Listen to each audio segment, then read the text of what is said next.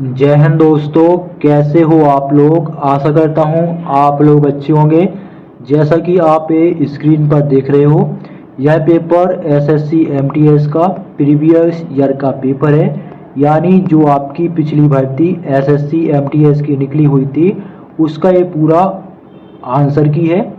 ठीक है, तो आज हम इसके जीके जीएस के सेक्शन को या जीके जीएस के पार्ट को सॉल्व करने वाले हैं। इससे पहले भी कुछ प्रीवियस ईयर के पेपर मैंने सॉल्व करवाए हैं, तो अगर आपने नहीं देखे हैं तो जाकर देख लीजिएगा। और आपका जो एडमिट कार्ड है उसमें आपका स्टेटस आ चुका है। ठीक है, तो स्टेटस मतलब आपका एग्ज़ाम किस तारीख को है और किस शहर में ये आपको पता चल गया होगा।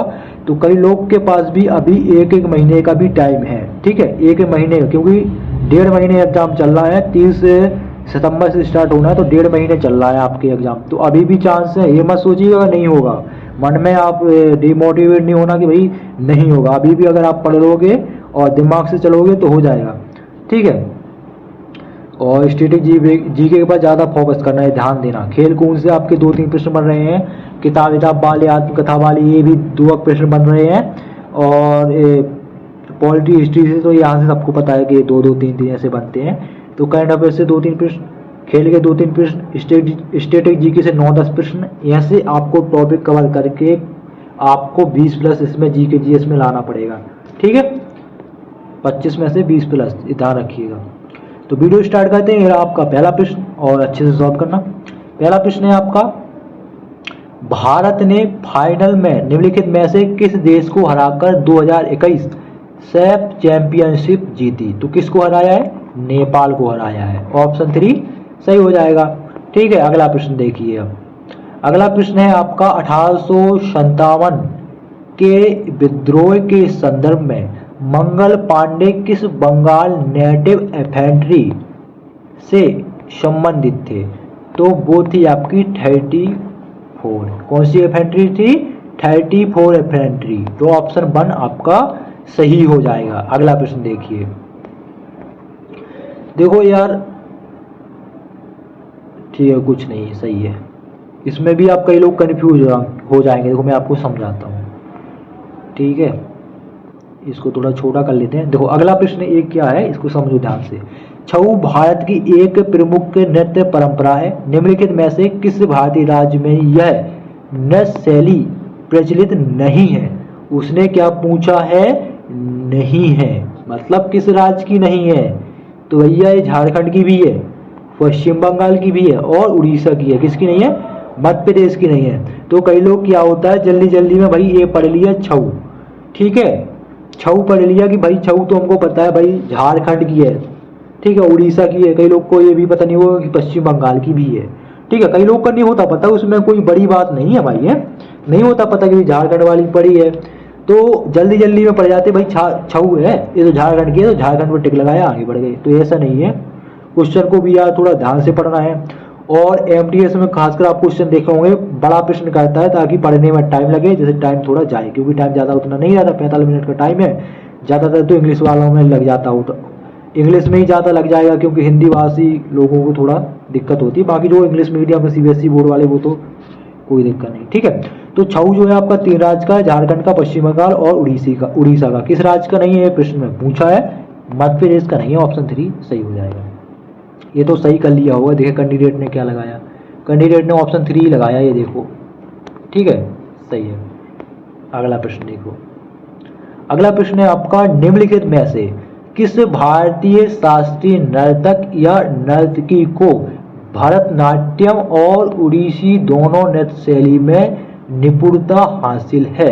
ये प्रश्न कई बार, ऐसा तो नहीं, लेकिन ये प्रश्न आपका सोनल मानसिंह से संबंधित कई बार पूछा गया है। सोनल मानसिंह इसका राइट आंसर हो जाएगा। ये पूछ लेते हैं कि भाई सोनल मानसिंह किस नृत्य से संबंधित हैं, ये भी पूछ लेते हैं। ठीक है, तो ये आपका लूसेंट के जो लास्ट का पेज है उसमें पता चल जाएगा कि जो 8 शास्त्रीय नृत्य हैं उनसे संबंधित व्यक्ति कौन कौन से हैं। अगर आपके पास अच्छी स्टैटिक जीके की बुक है तो उसमें भी आपको देखने को मिल जाएगा। तो स्टैटिक जीके पर जो आपके शास्त्रीय नृत्य हैं, वादक यंत्र हैं, घराने बराने हैं, यहाँ से प्रश्न पूछते हैं संबंधित व्यक्ति, ये भी आपको अच्छे से पढ़ लेने हैं। ठीक है, इसके अलावा आपका जो त्योहार वगैरह हो गया वहाँ से भी पूछ लेते हैं। ठीक है, यही स्ट्रेटेजी के अंतर्गत आता है अधिकतर। इसमें आपको यही देखने को मिलेगा। देखो ये संगीत वाला आ गया। उसमें उस्ताद बिस्मिल्लाह खान का संबंध निम्नलिखित में से किस संगीत वाद्य यंत्र से था? तो ये भैया शहनाई बजाते हैं जमाने से। ऑप्शन 1 सही हो जाएगा।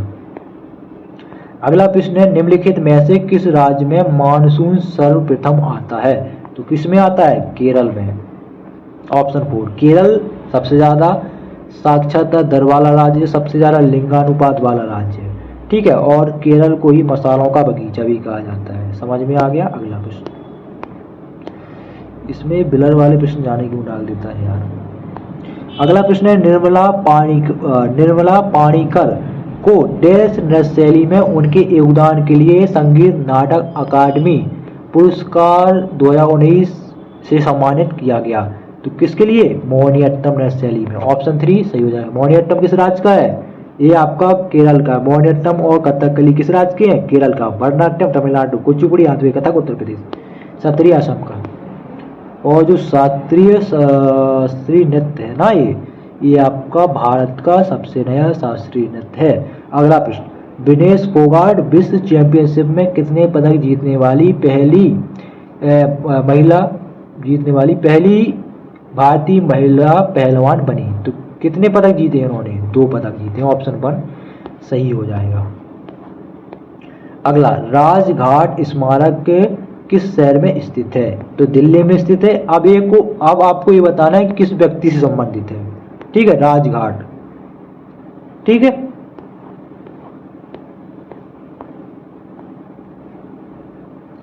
तो अगला प्रश्न आपका ये पूछा है, बैरी मार्शल और रॉबिन वॉरेन ने किस बैक्टीरिया की खोज की थी जो मानव पेट में निवास करता है और लंबे समय तक पेट के ऊपरी हिस्से में छाले का कारण बनता है? वही है, समझ जाओ, चिनूडा। तो इसका राइट आंसर होगा हेलिकोबैक्टर पाइलोरी। क्या है? पाइलोरी। ऑप्शन 1 बिल्कुल सही हो जाएगा। अगला प्रश्न है, जम्मू और कश्मीर पुनर्गठन अधिनियम किस वर्ष पारित किया गया था? 2019 में पारित किया गया था। ऑप्शन 1 सही हो जाएगा। अगला, 1939 के त्रिपुरी कांग्रेस अध्यक्ष चुनाव में पटाभी सीतारमैया डैश से हार गए थे? किससे? सुभाष चंद्र बोस से हार गए थे। नवंबर 2022 में कौन सा राज्य मानसिक स्वास्थ्य और सामाजिक देखभाल नीति को मंजूरी देने वाला पहला उत्तर पूर्वी राज्य बन गया? तो वो है मेघालय। ऑप्शन 3 सही हो जाएगा। अगला, प्रसिद्ध कोयला खनन क्षेत्र कोरबा भारत के किस राज्य में स्थित है? छत्तीसगढ़ में। तो सभी को पता होना चाहिए। ठीक है, अगला प्रश्न, what do you mean by balanced budget? तो ये किससे संबंधित है? तो यह है आपका एक्सपेंडिचर इक्वल टू रेवेन्यू से संबंधित है। ऑप्शन 3 सही हो जाएगा। अगला प्रश्न देखिए। अगला प्रश्न क्या यार, इंग्लिश में उतना अच्छे से मैं भी नहीं उतना बता पाऊंगा। ठीक है, इसका हिंदी इसमें पूछा क्या है, in optics which term refer to the opening of the diagram of a lens that separately limits the propagation of light? तो इसका राइट आंसर हो जाएगा एपर्चर। क्या हो जाएगा? एपर्चर। ऑप्शन 4 सही हो जाएगा। लता मंगेशकर को वर्ष डैश में भारत के सर्वोच्च नागरिक सम्मान भारत रत्न से सम्मानित किया गया? किस वर्ष? 2001 में। राजगीर महोत्सव इतिहास, धर्मकला और संस्कृति का सुंदर प्रतिनिधित्व है। यह डैश में मनाया जाने वाला 3 दिवसीय उत्सव है। तो किसमें? बिहार में।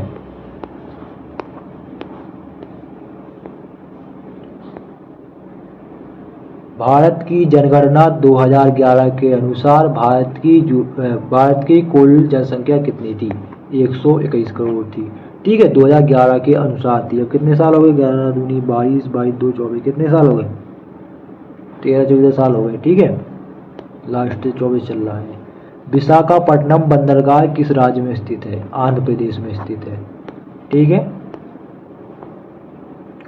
पुरुष जूनियर हॉकी एशिया कप 2023 जो भारत ने जीता डैश में आयोजित किया गया? ओमान में आयोजित किया गया था। प्रसिद्ध उपन्यास the God of small things ये कई बार पूछा गया है, डैश द्वारा लिखा गया है? तो अरुंधति रॉय द्वारा। ये प्रश्न कई बार पूछा गया है, इंपोर्टेंट है। वेटिंग फॉर अ वीजा किसकी आत्मकथा का शीर्षक है? तो किसकी है? डॉक्टर भीमराव अंबेडकर की है।